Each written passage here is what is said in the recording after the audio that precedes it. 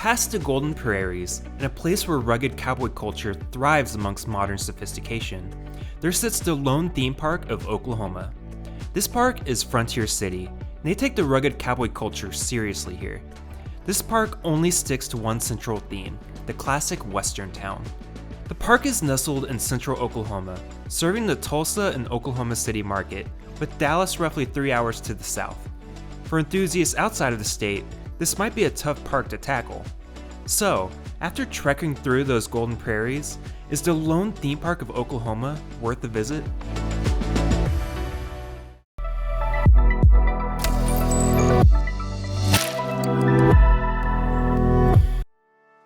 I'd like to start off by praising the atmosphere of this park. While I am a thrill seeker, I always appreciate the level of detail and theming that goes into a park, and luckily, Frontier City is unique in its own way.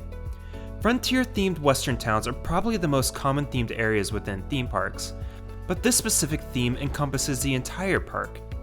After the turnstiles, your Frontier City experience starts within a gift shop, but right before you walk in, you're greeted by a talking bison as Western music serenades you as you enter. Once past the store, you walk past a nicely landscaped section with water features as you enter the Western town Main Street. This section of the park has an excellent level of detail not found in most properties owned by Six Flags.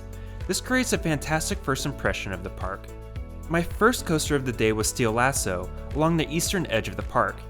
This is a Vekoma suspended family coaster, with an emphasis on family. This is the perfect coaster for those with young families who experience their first mid-sized coaster. At 49 feet, the coaster takes you through a well-paced layout that features a few foot choppers that add a bit of enjoyment to the ride. This is an inverted coaster with lap bars, and the seats are as comfortable as you can get on a coaster, thus making multiple re-rides possible. However, there is a concern with capacity. All of the major coasters in the park during my visit all had one train operations, thus adding to the wait time. The Steel Lasso train seats 16, so there may be a long wait on a busy day if operations are poor. My next coaster of the day was Silver Bullet, perhaps the best coaster in the park. This Schwarzkopf Looping Star model coaster sits at 80 feet and features an incredibly slow lift hill followed by a smooth drop into a forceful lone loop. After the inversion, the ride meanders back and forth before a tiny airtime hill before turning into the brake run. Some enthusiasts say that they experienced airtime on the final hill, but I did not experience that on my recent visit. However, Silver Bullet is a solid ride and takes me back to my experience on the defunct Viper at Six Flags Astroworld. I yet to have a bad experience on a Schwarzkopf creation. Diamondback is a tough coaster to review, because for one, it's under constant maintenance whenever I visit the park. The ride is an aero-launched loop shuttle coaster that features a loop in between two elevated platforms, thus enabling a forwards and backwards ride. There's airtime to be had on both descents, but honestly, airtime is not pleasant on coasters with over-the-shoulder restraints. I have a longer torso than normal. My shoulders do not enjoy aero coasters in general. Still, this ride is unique. There's only 3 left in existence, one being in England and the other at Litch Gardens in Denver. I'm going by my experience with that Litch Gardens version, as well as my ride here at Frontier City 15 years ago, because I wasn't able to ride it on my most recent visit.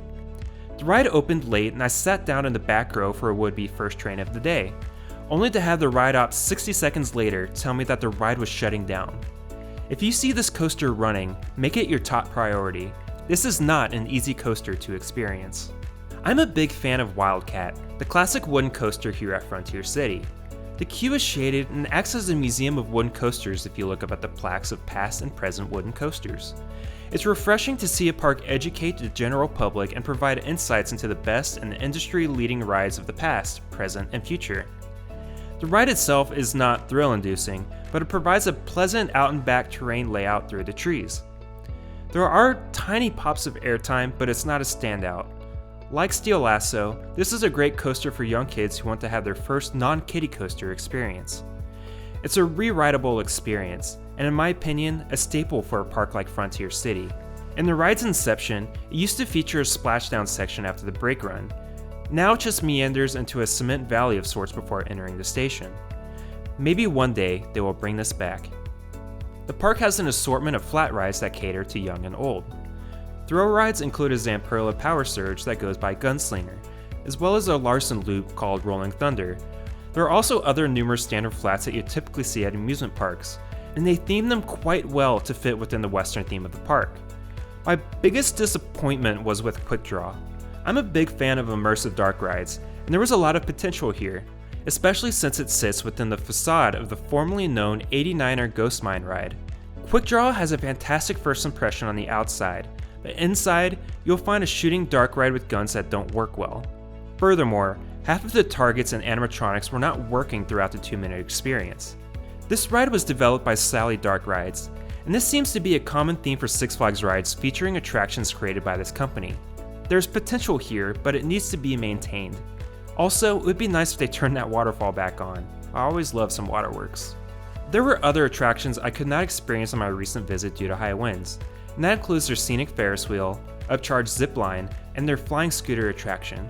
They also had a miniature train which was closed on my visit. The park also has decent water attractions for those sweltering Oklahoma days in the sun, including a free water park in the back next to Wildcat.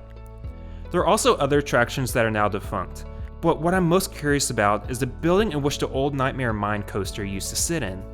The ride was removed years ago, and I believe the building is currently used for Halloween haunts. Still, I think there's a lot of potential here for this empty building for a new attraction. Another staple for the park is its gunfight show. These types of shows were the main headliners for the park when it was built in the late 1950s. The show still continues, and it's worth stopping by for an easy 15 to 20 minute runtime. All of the rides, coasters, shows, and attractions are all situated in a beautiful park, lush with landscaping, flowers, and shade. Western music immerses you into the Western atmosphere. Around every corner, you can find small, clever, and intricate details that make you feel like you're part of this old-fashioned story taking place back in the 19th century. The signs and humor remind me of Dollywood and Silver Dollar City, and it's worth taking the time to stop and read all of these small little pleasantries that you typically won't find within a Six Flags park. The pathways are clean, and advertisements typical of a Six Flags park are not as abundant as what you'd find at Six Flags Over Texas, 3 hours south in Arlington. With each new attraction, they conform it in a way that meshes well within the existing Western culture of the park. However, the problem is that new attractions are rare. If you're tracking their coaster editions, you'll find that the most recent is Steel Lasso, brought to the park way back in 2008. Let's look at their coaster timeline. Silver Bullet was added in 1986, Wildcat in 1991, Diamondback in 1994, and Steel Lasso in 2008. We're now in 2023. We haven't seen a new coaster in 15 years. Furthermore, besides Steel Lasso, all of the coasters were hand-me-down relocated coasters that were already showing their age. Speaking of location, the park is adjacent to I-35 in the northern portion of the city, and the highway and noise is visible and audible from within Frontier City's borders. Driving in, the park is prominent from the highway and gets you excited for the day ahead. However, within the park, the noise provides a minor distraction from the old-fashioned Western immersion.